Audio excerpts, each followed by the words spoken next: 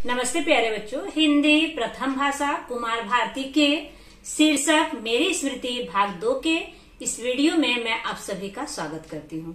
इसकी विधा है हाइकू। प्यारे बच्चों, पहले भाग में हमने देखा कि किस तरह से कवि जो है वो आम का वर्णन किया है, कोयल का वर्णन किया है, महुआ का वर्णन किया है, काली घटाओं का वर्णन किया है। उसके बाद हमने देखा किस तरह से पवन का वर्णन किया है। एक संदेशा लेकर आता है गांव से, जो कवि उसको महसूस करता है। इस प्रकार हमने पहले भाग में ये देखा। अब हम देखते हैं अगले भाग में कवि किसके बारे में वर्णन करते हैं। प्यारे बच्चों, मेरी स्मृति भाग 2 का सस्वर वाचन करते हैं। रची बसी हो मेहंदी की गंध में, याद आती हो खुल गए हैं पी कहाँ पुकार से पृष्ठ पिछले।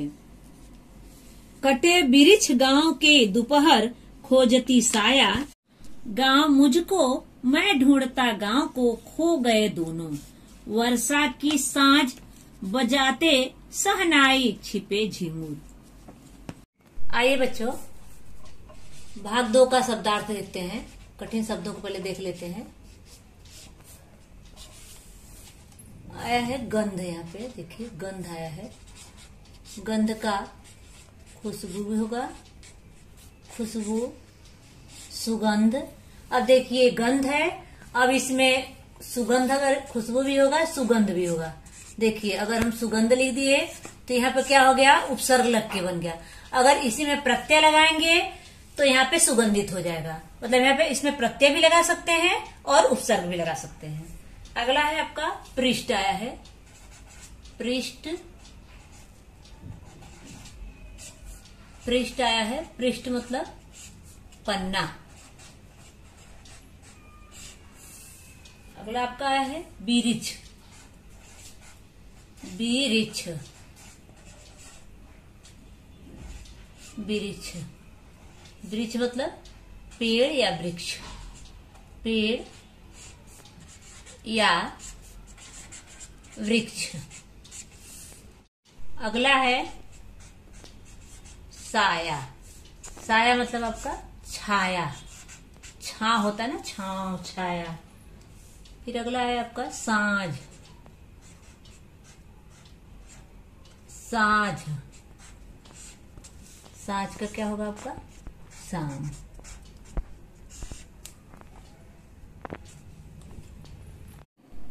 रची बसी हो मेहंदी की गंध में, याद आती हो। अब यहाँ पे देखिए गंध आया है। गंध में अगर सु लगा देंगे तो सुगंध बन जाएगा, उपसर्ग हो गया सु। और सुगंधित अगर परीक्षा में आ गया तो इसमें आप प्रत्यय लगाकर भी शब्द बना सकते हैं और उपसर्ग लगाकर भी शब्द बना सकते हैं। और सुगंधित है तो उपसर्ग अलग करके भी लिख सकते हैं और प्रत्यय अलग करके भी लिख सकते हैं। अब चलिए यहाँ पे इसका भाव देखते हैं। इस कविता के माध्यम से कवि ग्रामीण अंचल का वर्णन करते हुए कहता है कि जो हवाएं आकर मुझे मतलब कवि को स्पर्श करती हैं, तो उसमें गांव की जो 9 बालिकाएं हैं वो अपने हाथों पर मेहंदी रचती हैं। उन मेहंदी की सुगंध से कवि व्याकुल हो उठता है और उसको फिर गांव की याद आने लगती है। खुल गए हैं पी कहाँ पुकार से पृष्ठ पिछले। अब यहाँ पे पी मतलब फिर कोयल है। देखिए यहाँ पे पी की मतलब भी कोयल, पी मतलब भी कोयल। इन पंक्तियों में कवि कहता है कि कोयल की मधुर आवाज को सुनकर पिछली सारी बातें मुझे याद आ जाती हैं। किसको, कवि को। अर्थात उसके अतीत के सभी पन्ने याद आने लगते हैं कवि को, जो पिछले, बहुत पिछले समय में जब कवि गांव में था और जो घटनाएं, जो समय कवि का बीता था, वो सारी बातें उस कोयल की आवाज को सुनकर याद आ जाती हैं। अगला है कटे बिरिछ गांव की दोपहर खोजती साया। बिरिछ देखिए आया, बिरिछ मतलब वृक्ष, और दोपहर आया, दोपहर का दोपहर होगा। यहाँ पे दोपहर होगा तो दोपहरों का समाहार द्विगु समास होगा। साया मतलब छाया होगा। जब कवि को अपने अतीत की बातें व्याकुल कर देती हैं तो वह शहर से गांव की ओर चल देता है। गांव के पास पहुंचता है तो उसे सारे वृक्ष कटे हुए दिखाई देते हैं। कभी चलते चलते थक जाता है तो वृक्षों की छाया खोजता है विश्राम करने के लिए, लेकिन कहीं भी छाया नहीं मिलती है। इन पंक्तियों के माध्यम से कवि ये कहना चाहता है कि गांव भी अब शहर की तरह से हो गया है। उनमें भी अब वो प्रेम नहीं रहा जो पहले होता था, वो भी अब शहर की तरह से होते जा रहा है। गांव मुझको, मैं ढूंढता गांव को, खो गए दोनों। इन पंक्तियों में कवि कहता है कि गांव को खोज रहा है कवि और गांव कवि को खोज रहा है, दोनों अपने में ही खो गए हैं। इन पंक्तियों के माध्यम से कवि ये बताना चाहता है कि अब प्रेम दोनों में नहीं रहे, न शहर में और न गांव में। प्यारे बच्चों, देखे होंगे कि पहले जब शहर से लोग गांव जाते थे तो सारे लोग बड़ी बेसब्री से उनका इंतजार करते थे। उनके आने पर बहुत उनका आवाभगत करते थे। गांव वाले बड़े सरल स्वभाव के होते थे, लेकिन अब गांव इस प्रकार नहीं रहा। अगला, वर्षा की साँझ बजाते सहनाई छिपे झिंगुर। कवि कहता है कि पहले जब मैं गांव में था तो उस समय वर्षा ऋतु में शाम के समय झिंगुर एक साथ बोलना शुरू करते थे। ऐसा लगता था जैसे कहीं सहनाई बज रही हो, लेकिन वो आवाज अब गांव में झिंगुर भी बोलना बंद कर दिए हैं। अब कब सूर्य कब अस्त होता है इसका कुछ पता नहीं चलता। बस अस्त हुआ, अंधेरा छाने लगता है, पता चलता है सूर्य अस्त हो गया। नहीं तो जब सूर्य अस्त होने लगता था, अंधेरा छाने लगता था, तो झिंगुर की आवाज सुनाई देने लगती थी और एक साथ सारे झिंगुर बोलते थे। कभी कह रहा है उस झिंगुर की आवाज को सुनकर कभी कह रहा है जैसे लगता था कोई सहनाई बजा रहा हो। आइए बच्चों, आकलन कृति देखते हैं दूसरे पद्यांश का। रिक्त स्थानों की पूर्ति करो। गांव की दोपहर खोजती, किसको खोजती है? सब वृक्ष कट गए हैं तो किसको खोज रही है? साया या छाया। खो जाने वाले, कौन खो गया? यहाँ पे खो गया कौन? गांव, गांव और कवि दोनों एक दूसरे में खो गए। कवि को याद आती है, क्या याद आती है? मेहंदी की गंध, मेहंदी की गंध याद आती है। ये देखेंगे 2 बार आ चुका है यहाँ पे, मेहंदी की गंध। झिंगुर बजाते हैं, क्या बजाते हैं झिंगुर? सहनाई। उनकी आवाज जो है कवि को सहनाई के समान लगती है। अब देखिए अगला है, उचित जोड़ियां मिलाओ। मेहंदी की गंध, अब देखेंगे नीचे उचित जोड़ियां में देखिए, मेहंदी की गंध क्या है? याद आएगी।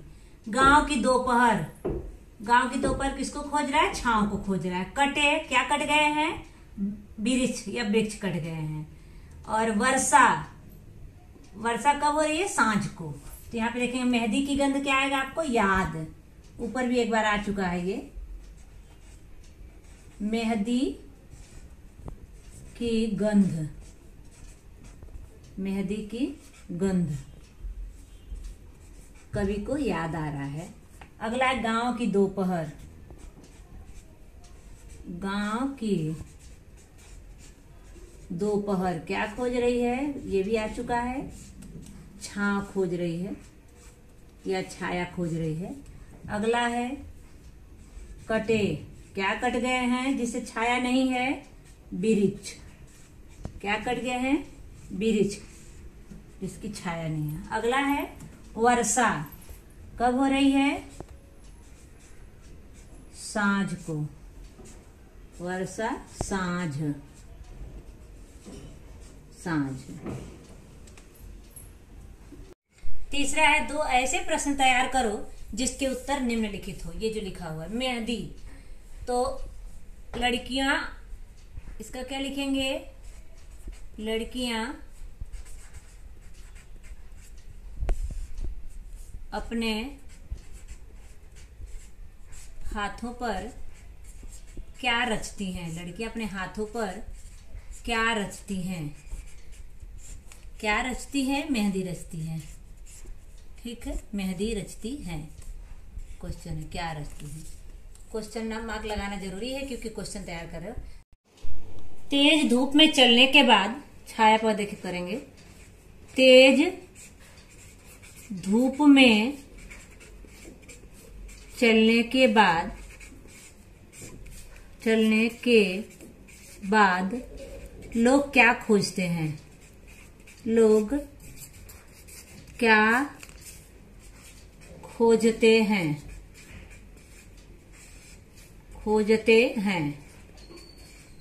तो छाया खोजते हैं। आइए बच्चों, भाग 2 का व्याकरण देखते हैं। व्याकरण में पहला देखते हैं क्वेश्चन। कारक पहचान कर, कारक पहचान कर उसके प्रकार लिखिए, उसके प्रकार लिखिए। ये यहाँ होगा, लिखिए, प्रकार लिखिए।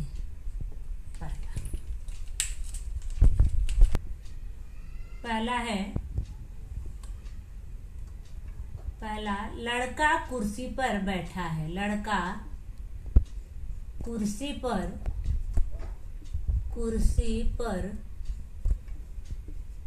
बैठा है।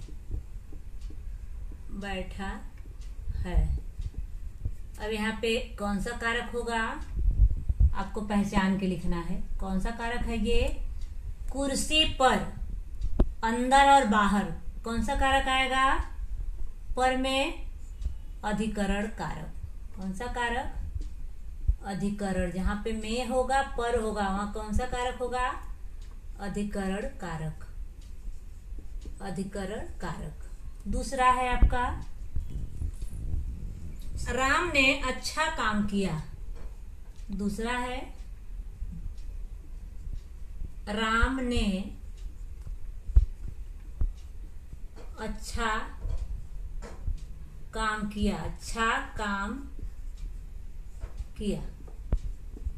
अब यहाँ पे आपको पहचानना है कौन सा कारक है। यहाँ पे राम ने, कौन सा कारक है? यहाँ पे लिखोगे राम ने या खाली ने भी लिखोगे। कौन सा कारक है? करने वाला कौन है? राम, इसलिए कौन सा कारक है? कर्ता कारक। तीसरा आपका है, शीतल की पार्टी सफलतापूर्वक, शीतल की पार्टी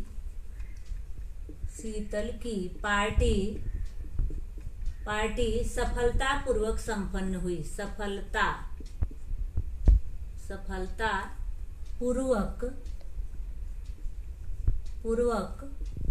संपन्न हुई। ठीक है। अब शीतल की, यहाँ पे देखिए जैसे राम ने आया है, यहाँ पे शीतल की आया है। उत्तर आपको कौन सा कारक होगा? की आया है, यहाँ पे की आया है, यहाँ भी उत्तर होगा ये।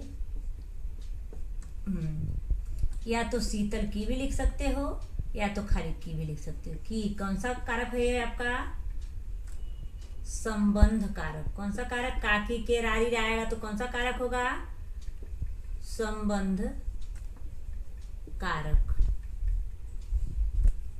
दूसरा क्वेश्चन है आपका अगला, चौथा,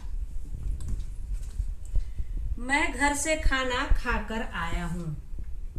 मैं घर से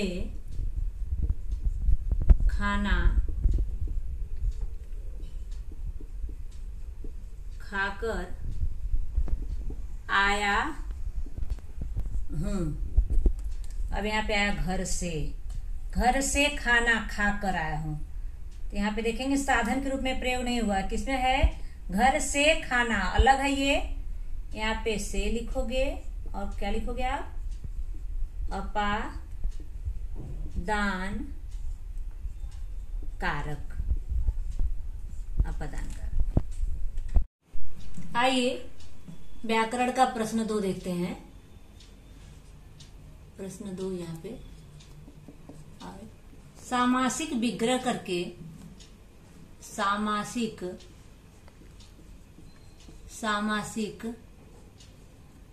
विग्रह करके, विग्रह करके समास के नाम लिखो, के समास के नाम लिखो।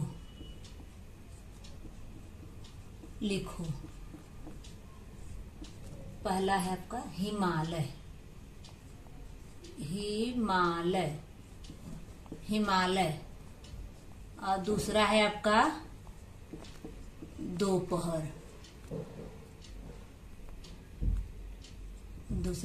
दोपहर, अब यहाँ पहला लिखेंगे हिमालय का सामासिक विग्रह, खाली आपको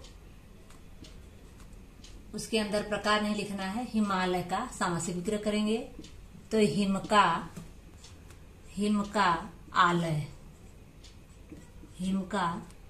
आलय, कौन सा समास होगा ये?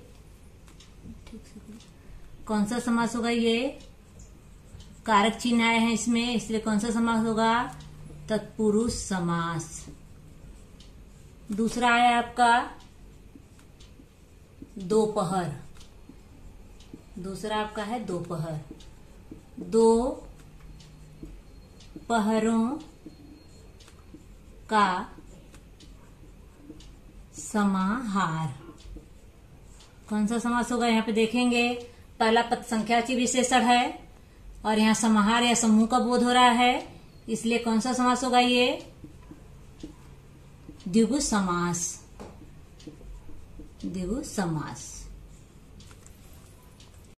प्यारे बच्चों, हमने भाग 2 में देखा कि किस तरह से कवि अपने लेखों के द्वारा सारी बातों को बता रहे हैं, किस तरह से कवि गांव को खोज रहे हैं, गांव कवि को खोज रहे हैं। बहुत सारी बातों के बारे में हम लोग उसमें देखे, उसके बाद उसका भावार्थ समझे, उससे संबंधित कठिन शब्दों को देखे, उससे संबंधित आकलन कृति किए, व्याकरण के बारे में जानकारी प्राप्त किए। से अगले वीडियो में धन्यवाद।